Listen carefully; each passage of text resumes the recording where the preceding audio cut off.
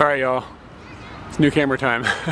Man, it's been probably a month or over that, probably a month and a half, 2 months ago, we did a fundraiser on our YouTube channel to help us get to the point of affording a camera that we otherwise could not afford, and incredibly we reached the goal really fast and to a shocking degree, and we are incredibly thankful to everybody that is helping us do this, because like, I don't want to go way off the deep end, but I mean, our channel is not that big. We don't get like millions of views, and we don't have people coming to us for sponsorship money and all that stuff. It's just not our world. So in order to afford to keep everything afloat, it completely relies on a little bit of ad revenue from YouTube, which is, you can't gamble anything on that. That's just like, you're lucky if it shows up.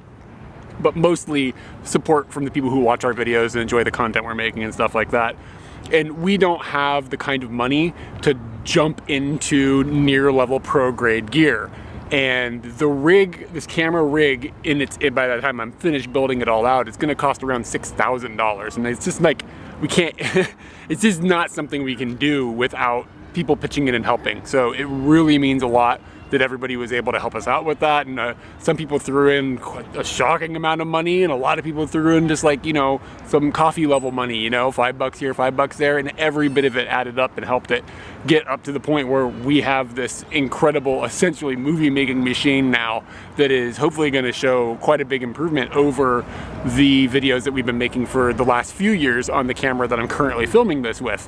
And it's not that the camera that we're currently filming this with is a bad camera by any means. It's just, it is a, I don't know what what's the term for this, like a consumer friendly priced camera. I think I got the camera and 4 lenses for it and the microphone for like $1,000 or something, maybe $1,200. So it was significantly less money than what I paid for the single camera, the single lens, and the single microphone that went with this. And there's a couple of other little things that I'll talk about, but I wanted to make a video kind of showing what the difference between these two cameras is. And I am not ridiculously technically inclined when it comes to camera systems. I am fairly technically inclined generally, but when it comes to camera stuff, it can go off the deep end for me quite a bit. But I've done a lot of research and I understand quite a lot about what this stuff is. I'm going to try to do this more for like the general viewer than the person who's deep into camera stuff. But if you are that person that's deep into camera stuff and you want to talk about it in the comments, I will be there hanging out and chatting about camera stuff, because it's something that I'm getting deeper and deeper into, as dangerous as that can be for the wallet. So what we ended up getting was a Sony A7siii, which this is the camera that just came out this year. And when it came out, they sent a bunch of review units out to big time YouTubers that do camera stuff, and it just exploded. Everybody loved it. It's like just what it is capable of while maintaining a reasonable size is just ridiculous. Like, it is filming at near film level results. So I just saw that and I was like, man, that would be a huge step up for what we're filming. And there are a lot of things over the years with our current camera, which by the way is a Canon M6, I think, that I see the limitations of it, and that I use it and I am editing the footage and I'm like, man, that could look a lot better. That could look a lot better. And I'm disappointed a lot in what it can convey. In fact, in the shot that I'm showing you right now, what it convey, I'm not that happy with. I can see in the monitor right now that there's not a lot of color. Like, there's a lot of, it's really washed out. And this is sort of a difficult shot that I have it in, because there's not a whole lot of sunlight coming to me from this direction, and the sky is really bright. So even an excellent camera is gonna struggle with this. But there's something about the way that it handles outdoor shooting, and the way that it handles the way that it sees color and things like that, that I'm always really disappointed in, because we'll be filming in these beautiful locations, and I'm like, when I go back and look at the footage, I'm like, that's not, it didn't look like that in real life.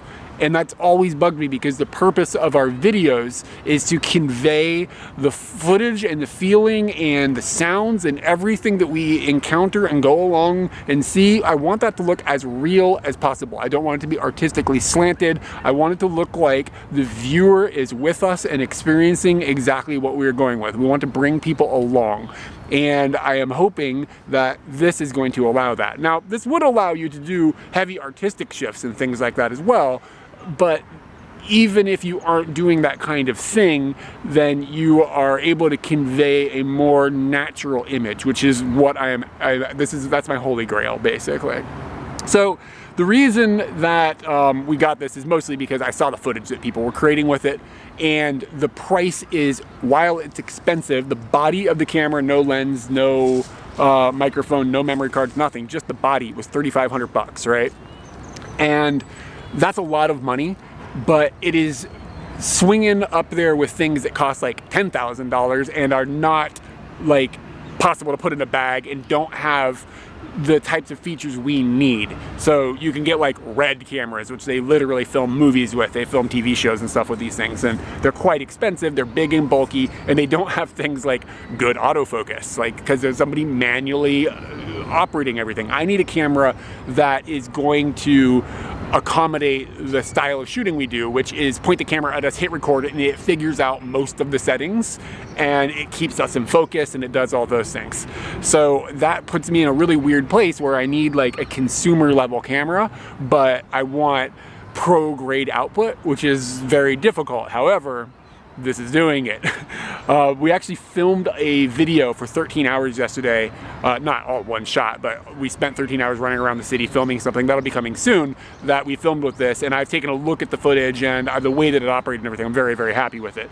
So yeah, I guess I'll just show you a little bit of why I think this camera is going to be good, the things that you can look for in our future videos to see, oh yeah, hey, that does look pretty snappy.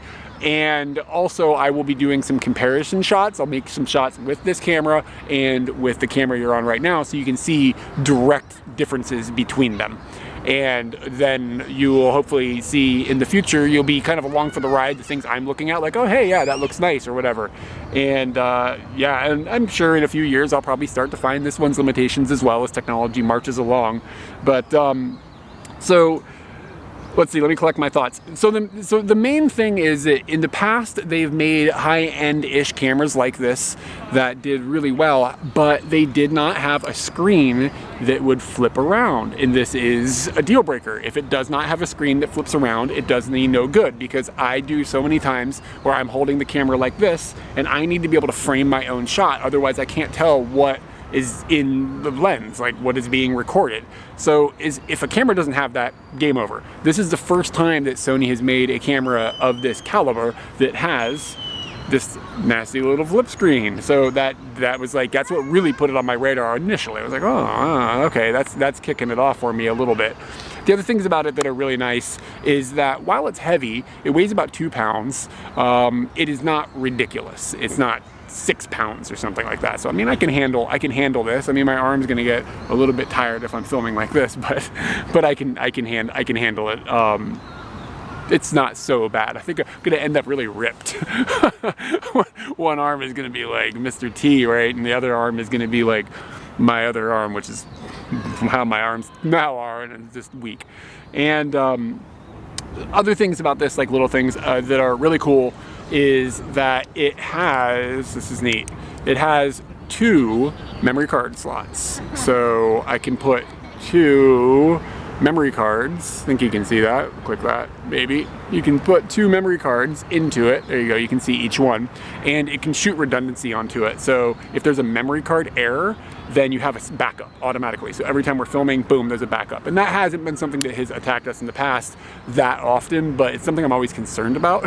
And just having that peace of mind is really nice.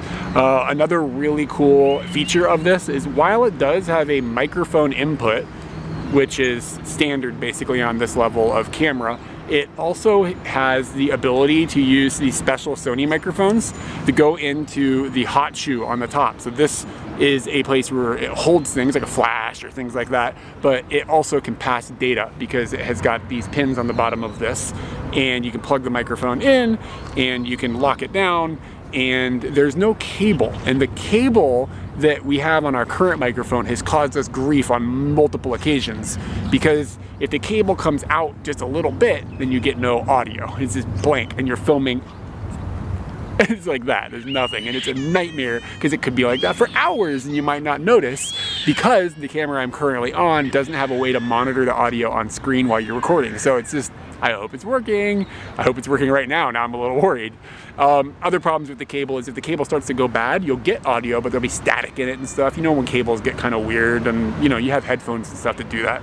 And that, just eliminating that cable is like huge peace of mind. Like, and I hope there's not a problem in the future with this like jack or whatever, but that's a huge, huge thing for us.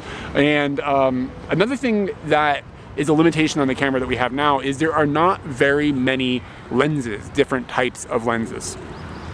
And it's because it's a proprietary system that only Canon is making lenses for. There might be other lenses now, I haven't looked in a while, but it's primarily Canon stuff, and it's not their normal like line of cameras. It's like a smaller camera, which was nice because smaller camera, lighter, that's kind of nice, but it really limits what you can do. So we require a lens that has a wide field of view, right? So the opposite of that would be, I could zoom this in and you can see now it does not have a wide field of view. So if I was holding this, which it would be about at my arm's length, you can't see very much of the background. And if Katie was here next to me, she'd be like sitting on my shoulder in order to see everything. So we prefer to have this nice wide view. And the only lens for the system that has a nice wide view does not have good low light capabilities. So when we shoot in nighttime, it looks terrible. There's even less color, and there's all this digital noise, like these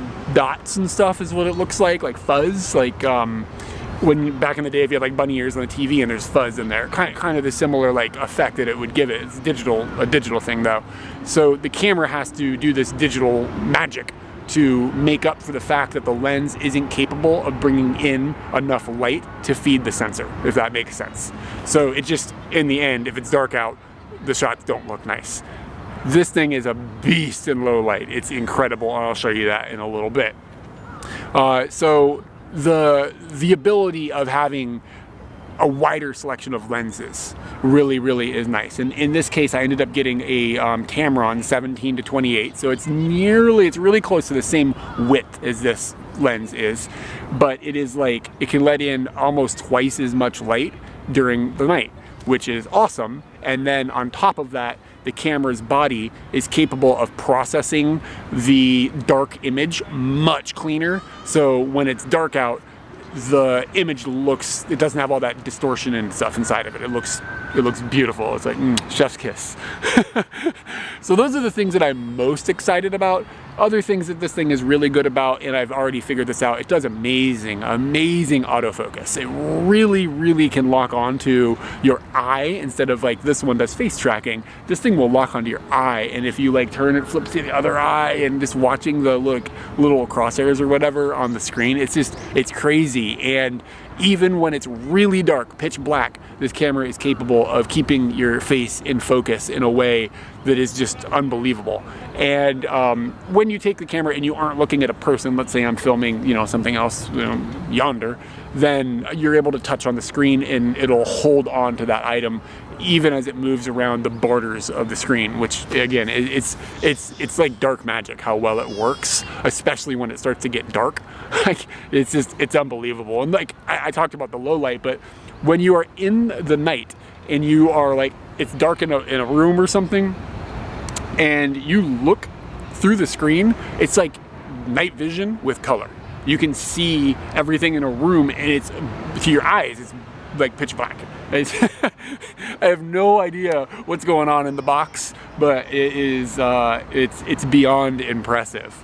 I'm trying to think of other little tidbits that are really amazing for us that I wanted to chit chat about before I got into the showing you of things, which maybe I should have done earlier. But regardless, I think that kind of nails down what I'm most excited about. Realistic image, good low light performance, good auto tracking, and a new audio system that I don't have to worry about cables with is the biggest things. And there are other things in the future that this is going to do for us, and I'm not utilizing it quite yet. This can shoot in 4K, which is incredible. The deal with that is that in order to shoot in the 4K and have it be at the quality of which I want, I have to have new memory cards. And at the moment, those memory cards are, one, completely sold out in Japan, and two, quite expensive right now. So because it shoots on 2 memory cards at a time, I need 4 total, so that I can have one set that I'm using and then another set when that one fills up, and then I can offload that to the first set to my computer, etc. So I need 4 of these cards, but to get 4 of these cards, it's going to be about $800 right now, because I need fast cards. They can't just be like the run-of-the-mill standard off-the-shelf stuff. There's a specific set that is like the set everybody's going for, and they're great, and they're, for what they are, they're not like ridiculously expensive, but it'll end up being about $800. And I do think that if I wait a little while, there will be more manufacturers entering the speed level of that card that I need, and it will drive the price down. So I don't want to spend $800 on something right now just to jump to 4K, where if I waited another 6 months or something, maybe it's only $600. It's going to be a significant, I think, drop in pricing. So I'm going to wait a little bit before I jump into that. There are some other reasons I can't jump to 4K right away as well. I have to rebuild some of the assets that we put in our videos and things to be at that resolution level, and my other cameras don't shoot in 4K, so if I made a 4K video and dropped in 1080p video, it would look pretty grim. So I'm going to be upgrading those cameras as well. It's not going to be nearly as much of an investment in price as the main camera will be, but it's going to be something I have to kind of do some research on and pick the right gear and things like that. So 4K will be coming, but until then, I'm going to have very, very good looking 1080p. The last thing that I guess I could talk about is this has, I touched on this with this one a little bit, it has really good dynamic range. So as you can see, I'm really dark here and this is really bright, and it doesn't really do a whole lot, doesn't do good. It's like really bright and really dark, and in the middle there isn't a whole lot of color and representation of what's going on in the shot. And when I take these files and I bring them into my editing software off the current camera, I don't have a lot of leftover data in the file to manipulate the file without it starting to look bad. So if anybody has ever shot photography before, you can shoot in like RAW, or you can shoot in JPEG, and a JPEG is a compressed version, and RAW gives you a whole lot more room to brighten and darken and move colors around and things like that. So this shoots in, you can shoot in RAW, but we're not going to shoot in RAW, but it can shoot in a much higher bit rate, basically, that allows me to make adjustments in post-production. So if a shot is kind of messed up, I might be able to add, like, not add, but like recover some of, like in this case, the blue sky or something like that. This is, the sky to my eyes is pretty blue. It's not a deep blue, it's a light blue, but I'm sure to you guys it's just white right now. And I'm going to be able to, you know, fix things, make things look more natural again, like how they look to my eye when we filmed it. And the last thing I'm going to do before I start going off and filming with both of these cameras and showing you a comparison is explain that what you are seeing from both of these cameras during this entire time is right off the card. I'm not going to do any post-production manipulation with it. I usually do, but I'm going to do that just right off the card how it is. And that is a fair comparison of the two devices, but probably not a realistic comparison of what they will look like in the end, usually, because I would usually be doing little manipulations to make things look a little bit better here and there. And I am not going to be shooting with this camera in any picture profiles that allow for a really drastic change in the way things are done. This is going to be just shot as pretty as it can come directly off the card. I'm not going to be using S-Log3 or anything. If anybody is familiar with those types of stuff, I'm doing no picture profile. And I will be filming both of them in the same way that I always film, which is shutter is locked to 180 degrees off of the frame rate. So both of these are running at 24 frames a second right now. So the shutter is going to be at 1/150th. And the ISO on both of them is on auto, and I manually adjust the aperture. So I will manually adjust the f-stop on both of these as is necessary for however they're behaving.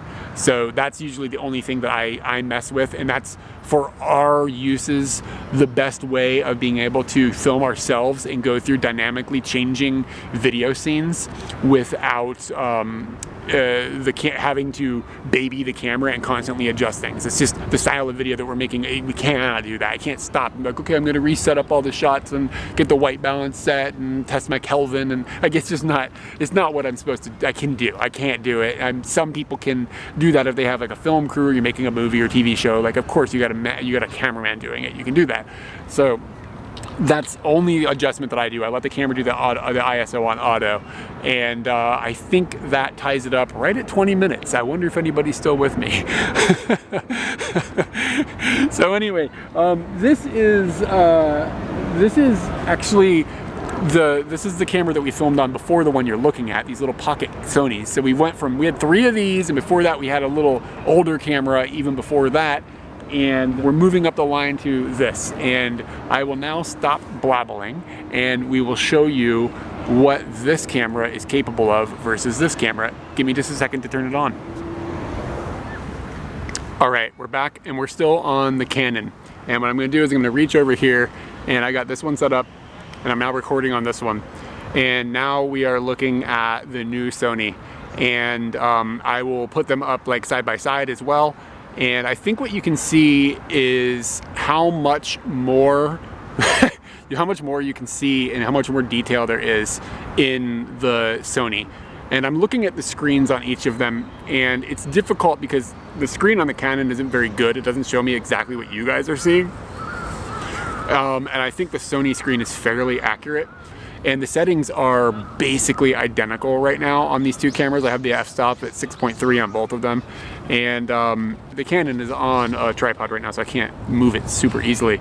But yeah, this is the same shot that you've been looking at, and I hope that it looks a little better. I'll know once I go back into post. But I feel like you can see more of the color in my beard. You can actually see a little bit of definition. On the Canon, it just looks like, to me, a big block, like it's just black, like you can't, and there's no like neckline or anything. And maybe it'd be better on the Sony. I'm not sure. We'll find out when we go back and look at it. But even if it doesn't look better, the point is that with the Sony, I can go and I can adjust this in post and have a whole lot more flexibility to make it look how it needs to look. And I don't have that much room to do that on the Canon camera, unfortunately. In fact, I will try to fix the Canon camera's footage right now, and that's what you're looking at. And then if the Sony even needed any help, I will fix that now and see what do they look like when they're compared with each other. But I might have not even changed anything with the Sony. I'll write it on the screen, and if it's just the same shot, then it's the same shot. Hopefully, that's really what I'm hoping for, to be honest, because if it would save me time in the end, that would be really nice. Let's try some different lighting conditions. Okay, these are being shot at exactly the same time in the same scene, and you don't have my face in there to worry about, so you're just getting the landscape. And I think that you can see a bit of a difference between the two. Again, I feel like there's just more color and vibrancy and accuracy in the Sony camera than the Canon is capable of. The blues that the Canon are pulling look a little unnatural compared to what I'm looking at with my eyes. So that's something of note. Sometimes it can make things look more vibrant, even if it's not what the world actually looked like. And if you look in the trees and such, you can see that things in the Sony are a little sharper and a little more distinguishable. Things in the shadows, stuff like that. All right, so obviously we're filming these at the same exact time. And I am in a place, before anybody gets all like wacky at me, I'm in a place where there is basically nobody, so I can do this without a mask on. So you can actually see my face, because I think it's kind of important for what I'm trying to show. And I'm gonna go and walk through this kind of wooded area, this forest area. And this is an area that the Canon has a hell of a time with, because, well, you might be able to look at the scene right now and tell, compared to the Sony, look at how much green you can see in the trees, and it's just darkness with the Canon. So it is just a really drastic problem for cameras to deal with this, because it gets shadowy and it gets bright and there's light coming in from different places.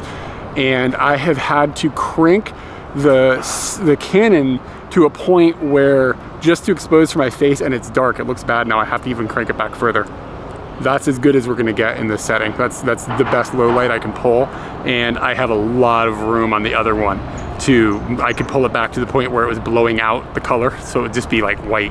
I mean, I think this is the best example of what drives me crazy filming with the Canon camera. Just this, just looking in the monitor, I'm so happy, guys.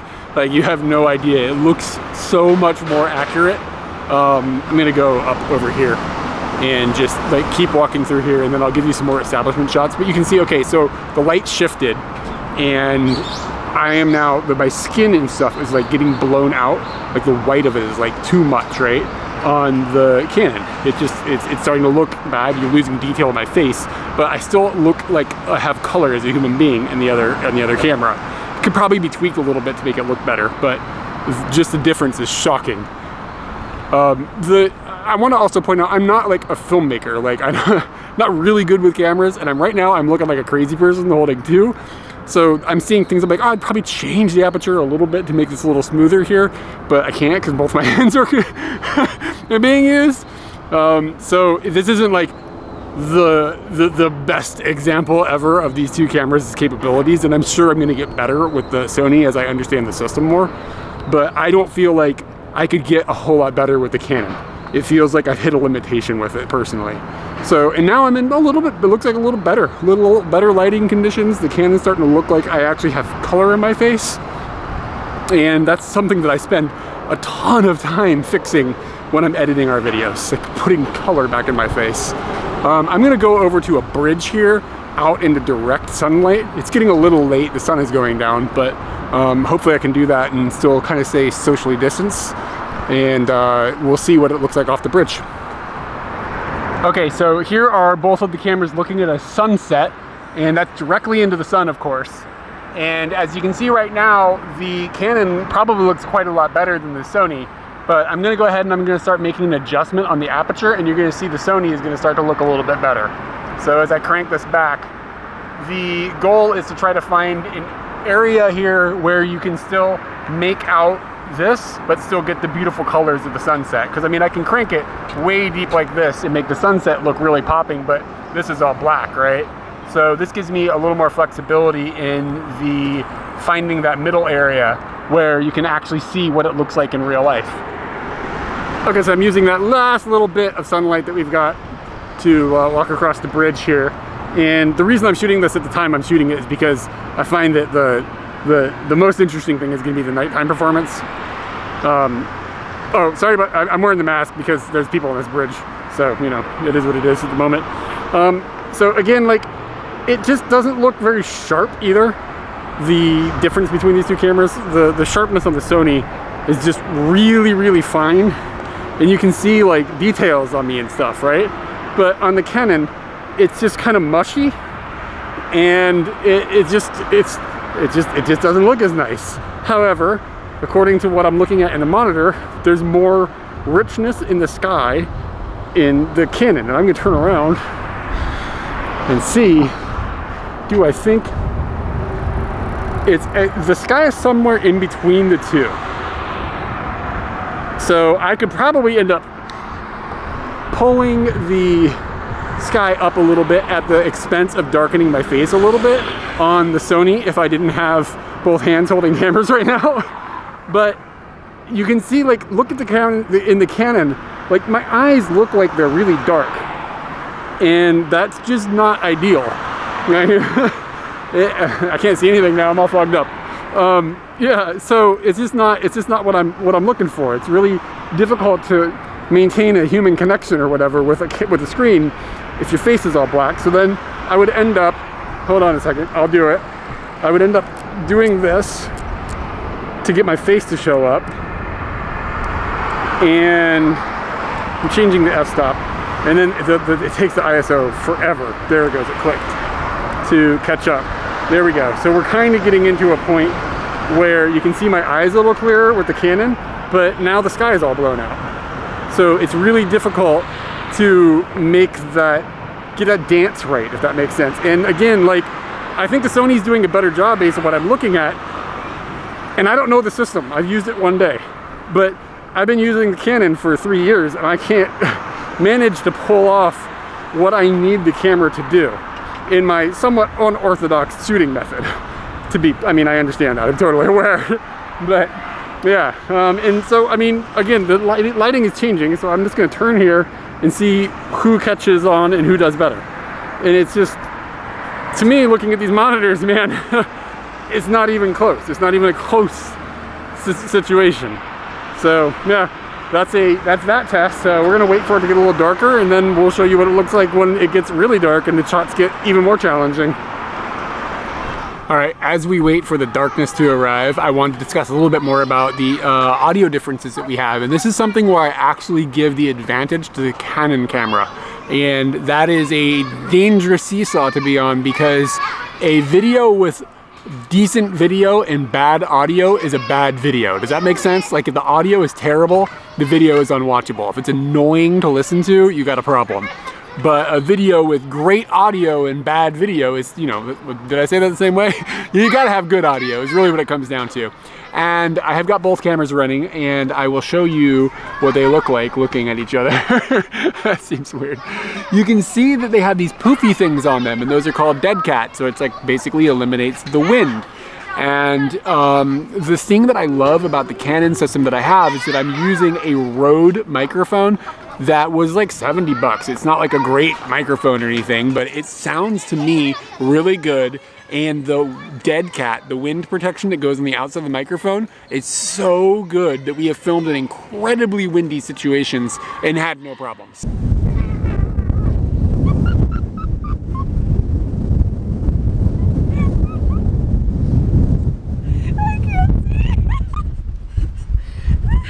The microphone that I have on the Sony, you can see it's on top with the poof ball.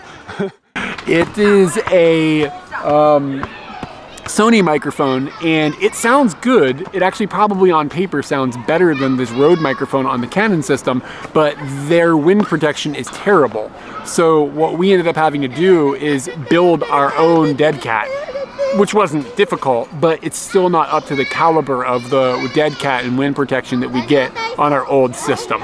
So I could move the Rode microphone over to the new Sony, but then I would be back in that world where am I having cable problems? And I'd kind of like to avoid that if possible. So I think we're gonna try to build a better dead cat, but I don't know if we'll ever match the quality of the dead cat that we got on the Rode microphone, which is just stunning. It's like, it is like dark magic.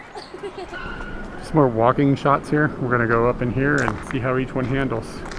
Right next to each other, as always. And again, this is pretty difficult lighting. I'm gonna go down here and look at this frog. What do we got?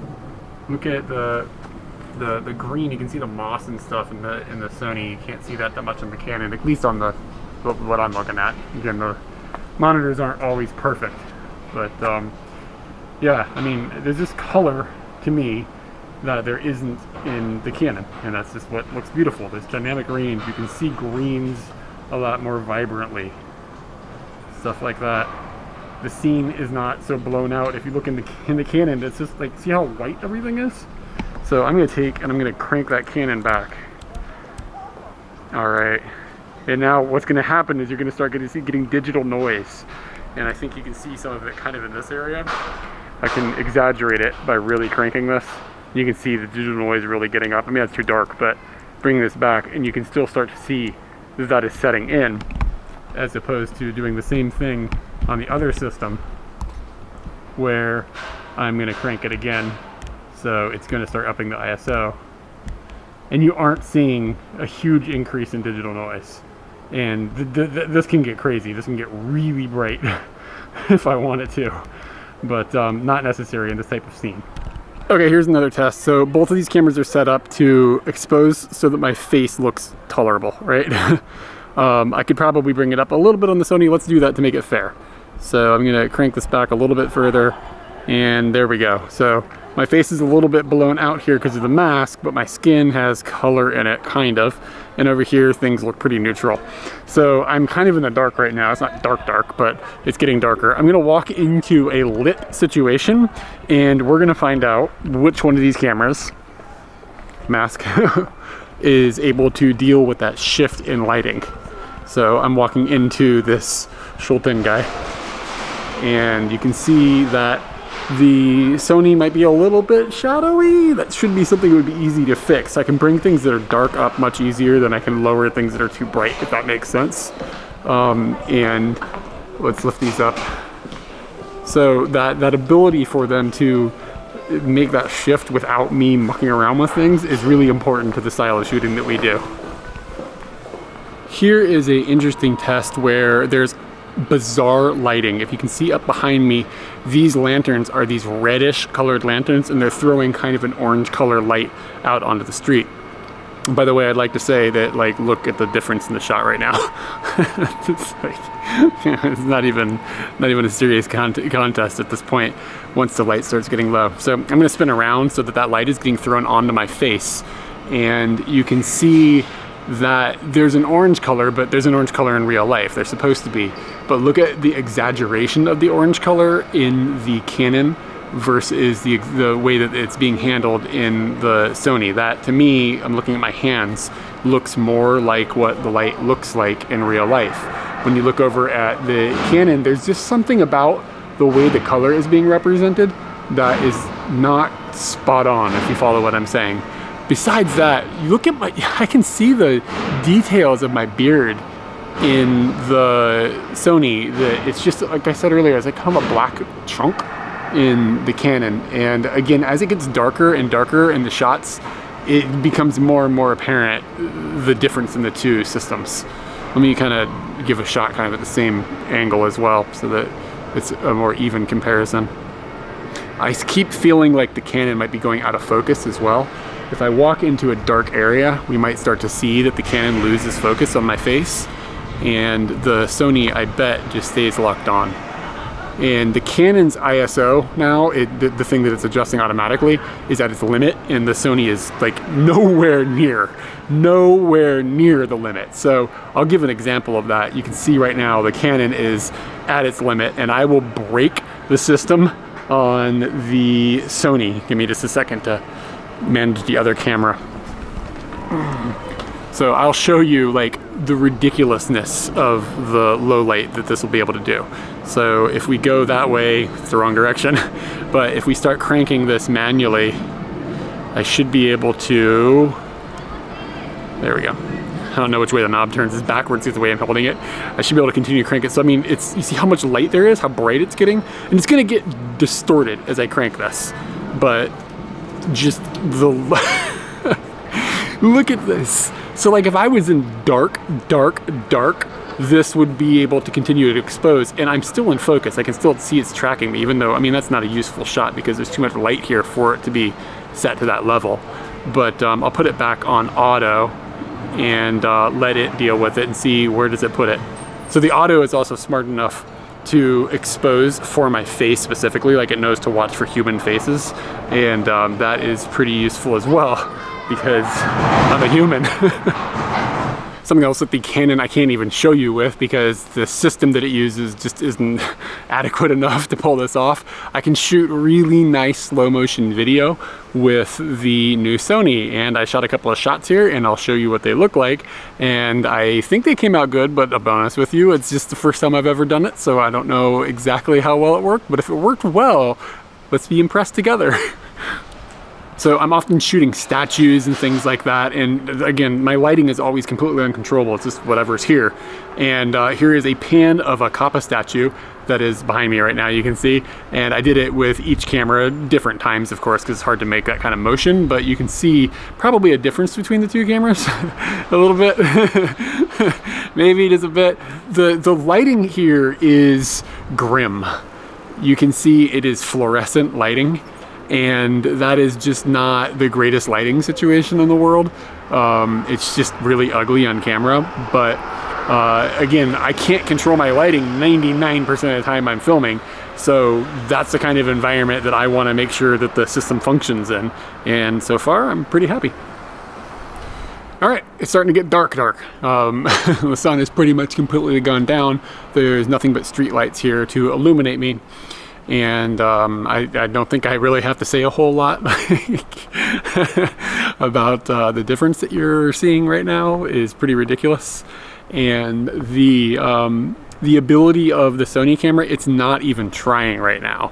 It is, I can see how high the ISO is on it, which is the digital manipulation basically it does to make the image look better. And I mean, it's not even it's not even trying. So most of this low light performance is coming from the ability of the lens difference, to be completely honest, and the size of the sensor on the cameras. This Sony has a full frame sensor, and this other one is, what is it? It's a something smaller sensor. I don't remember exactly what it is, but yeah. So I mean, basically, the camera is able to pull in more light, so it's able to keep things more balanced and stuff. But I mean, I come in and out of the shot on the Canon, like I'm getting brighter because I'm getting near this light. But the Sony isn't destroying the image when it gets brighter. It's like leveling it out properly. And as I get to the other side of it and I get into a shadow and that light ends up behind me, this lady's looking at me like I'm nuts. I am. So you can see now it's just turned into a mess on the Canon. And that's starting to look okay as that car gave me some headlights. And yeah, I mean, it's just the differences in low light is just, it's not even the same game. It's like completely different. So I'm really looking forward to not having to worry about it getting dark ever again. All right, so here is a extremely difficult lighting situation. It is very dark where I'm standing right now, and the lighting is coming from behind me. This bridge is really bright, and some of those spotlights that are down there are really bright, like shining directly at me. And as you can see, there's a bit of a difference in how my face is exposed. Now, it doesn't look beautiful in either one, but one of them you're able to actually see me and the story is being told, and the other looks to me like it is not to that level quite. Now, if I spin around, you're gonna see there's gonna be even a big difference. Both of them are gonna look significantly better, but one of them, again, like the color representation is better, and the Canon, my beard, this always gets me. My beard is never as majestic as it should be. It is not, it's just like a block, it's a square on my chin, and over here it feels like it's like actually hairs and things like that. Yeah, so that's just another, I mean, nobody would ever like really want to film like this. Like you would avoid that. But there's times where like we want to say something and like we want the thing that we're talking about behind us or whatever. And I mean, we're asking a lot of the technology, and I realize that. But it is nice to have a piece of equipment that can dance with the weird requests that I'm asking it to dance with. Okay, so here is another super low light situation. And it is actually pretty difficult to find dark in the city because of how much light there actually is just from buildings and cars and trains and street lights and things like that. But I knew this little corner over here by the river was pretty dark and there weren't too many lights by it. And I think that you can see the difference. The Canon is not doing well. That is as bright as it can get. That's what it does. If I was filming in this situation, normally I would get my phone out and shine it on my face, and that would be the only way that I would be able to get enough light to illuminate myself. So I mean, it's been a fine hack, but it's not a pretty hack. As you can see, the Sony is doing okay. What I'm going to do with right now, I'm going to turn the Sony off. Actually, let's see. And I'm going to set it down, and I'm going to get that camera light out and show you what that looks like. And I wish I had more hands, but I don't have more hands. That's next year's upgrade. Okay, so this is what I would be doing in order to make this shot work. And as you can see, it's functional, and you can see me as a person, but I mean, it's not pretty. I'm not super unpretty, but I'm not like gorgeous regardless, depending on the lighting. The lighting is certainly not flattering. You pull it back a little bit, but then you end up like doing this thing with shadows, and it's really gangly. But that's how we would normally film in a situation like this. And let me get the Sony back in action here. And I hit the record button and then sync them with a click. Okay, so now they're together again. I can put them together. I gotta have that in my timeline. So I'm gonna kill the Canon, and let's see how far we can get with the Sony if I manually start cranking the ISO up. So there is a limit on the ISO in auto mode where it will only go but so high, and then I have to take over and do it manually. Kind of wish I didn't have to do that, to be honest with you, if anybody from Sony is watching. But I can continue to turn this up, and again, you're going to see more digital noise as it gets higher and higher. But it looks daylight now. Like I'm telling you, it's dark outside. I promise. And I can keep this going. I've got more room. I think is the limit. So I mean, I'm standing in the dark. How is this possible? Like, what is even going on? So, I mean, it looked fine at the level that it had it at. Its maximum was somewhere in this area, which is okay. I mean, it's okay because it's still conveying to the viewer that it's dark outside, and I definitely want that. But yeah, just what it is able to do in the dark is just madness. And I'll just turn around, and you can see that was illuminating me is the city from across there. There's no other lights really around me. So if I was doing this, it's possible I would take and crank it up a little bit further like that, maybe in that area. And then, yeah, now you can see my face. Things are really blown out in the background, but you know, it depends on what I'm going to show. But I have one more test for low light that we'll do, and then this will be wrapped up. If anybody has any questions and stuff, hit me up in the comments, etc., etc. But I'm gonna go home. I'm gonna find total darkness. Okay, I can go in my bathroom, and there's no sunlight or no outside lights or anything. I can control it. So we'll see what we get.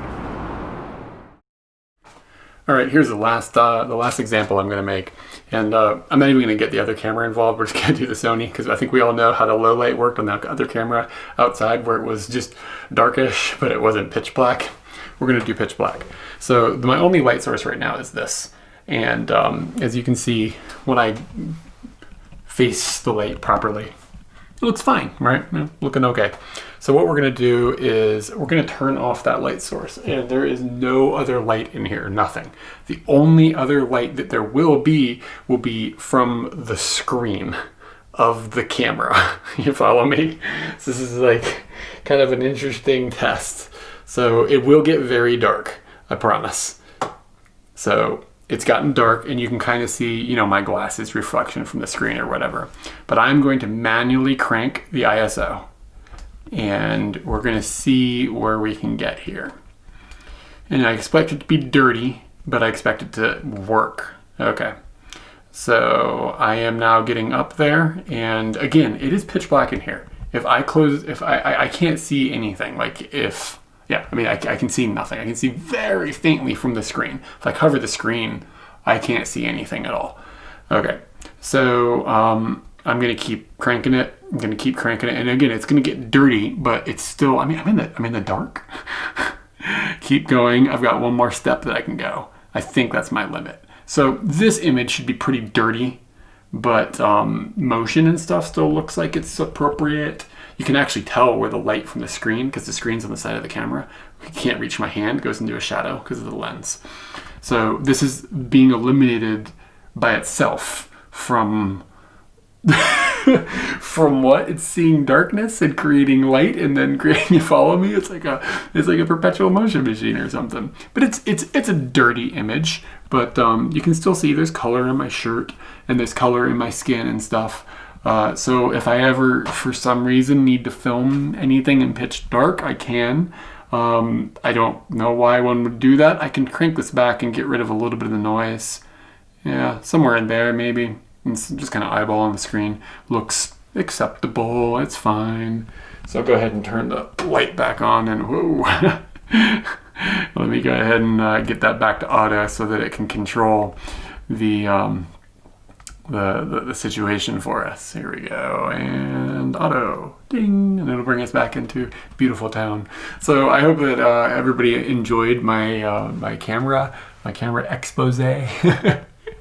And it gives you guys something to kind of just look at the new videos that we're making and see, okay, look at that looks nice or whatever. And I will probably continue to get better with this camera as I learn the system and its abilities and its limitations and all those things. And eventually, once I have all my other gear up to snuff and I have the proper memory cards, I'm probably going to jump up to 4K. So you are going to be able to get some really super high definition me and Katie on camera. Who's excited to count some pores? If I get a zit or something, y'all gonna know.